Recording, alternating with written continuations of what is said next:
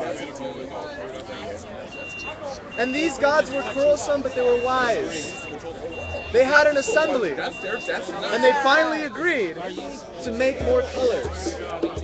They wanted to make it more joyous for the men and the women who were blind as bats to take a walk or to make love. One of the gods took to walking so he could think better. And he was walking and he was thinking and he was walking.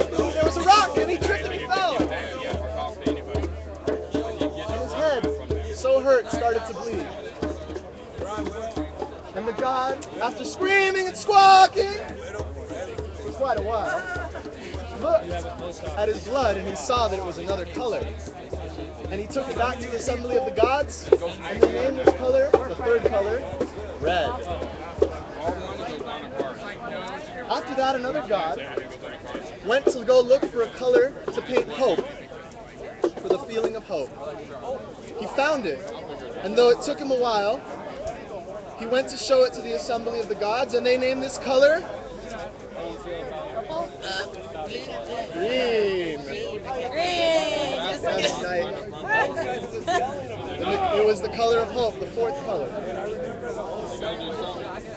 Another god started digging because he wanted to find the heart of the earth.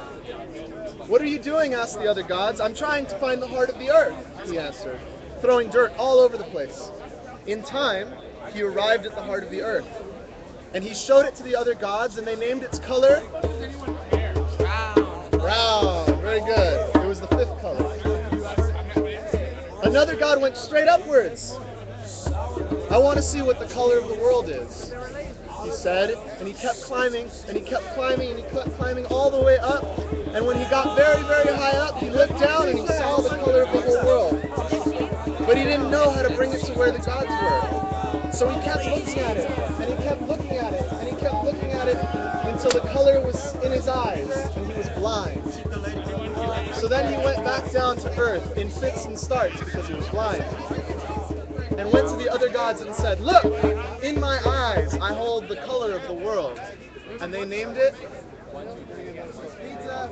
blue. Another god was looking for colors when he heard a child laugh.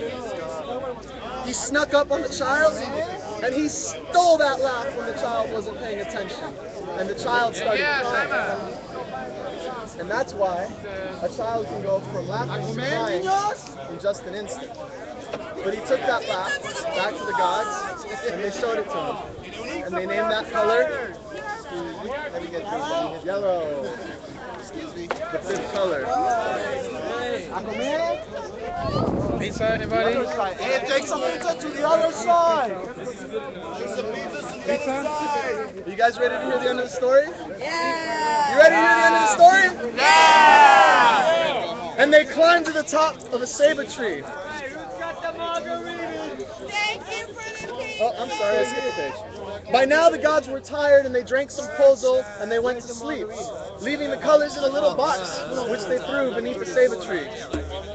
The little box wasn't closed very tight, and the colors escaped and they started to play happily and to make love to one another, and more and different colors were made, new ones. The ceiba tree looked at them and covered them all to keep them safe from the rain so it wouldn't wash away the colors. And when the gods came back, there weren't just 7 colors, but many, many more. They looked at the ceiba tree and they said, "You gave birth to the colors, and from you, we will paint the world." And they climbed to the top of the ceiba tree, and from there they started to fling colors every which way. The blue stayed partly in the water and partly in the sky. The brown, which was heavier, fell to the ground. And the yellow, which was a child's laugh, flew straight up to the sun. Where am I? And the red dropped into the mouths of the men and the women and the animal and painted our insides. And the black and the white were, of course, already in the world. And it was a mess, the way the gods threw the colors around, because they didn't care where they ended up. Some colors splattered on the women and the men, and that's why there are women and men of many different colors and many different ways of thinking. And the gods got tired and went to sleep. These gods just wanted to sleep. They weren't like the first ones, the seven gods who gave birth to the world. And then, because they didn't want to forget the colors or lose them, they looked for a way to keep them safe. And they were thinking about that in their hearts when they saw the macaw. And they grabbed it, and they started to pour the colors on it, and they stretched the feathers so all the colors could fit. And this was how the macaw took hold of these colors. And so it goes strutting about, just in case the women and the men forget how many colors there are, and how many ways of thinking there are, and that the world would be happy if all the colors and all the ways of thinking have a place. Theme. Yeah. All colors to the people! Yeah! This story comes from Chiapas, from Subcomandante Marcos, and it's based on the Mayan creation legend. Yeah. Thank you for sharing.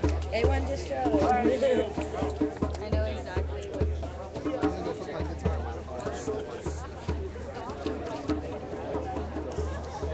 Around Trayvon, there's a lot of people who want to know more about it, where Albert and there's different reactions. There's still a lot of people who are saying, I'm sorry, I'm yeah, there's definitely more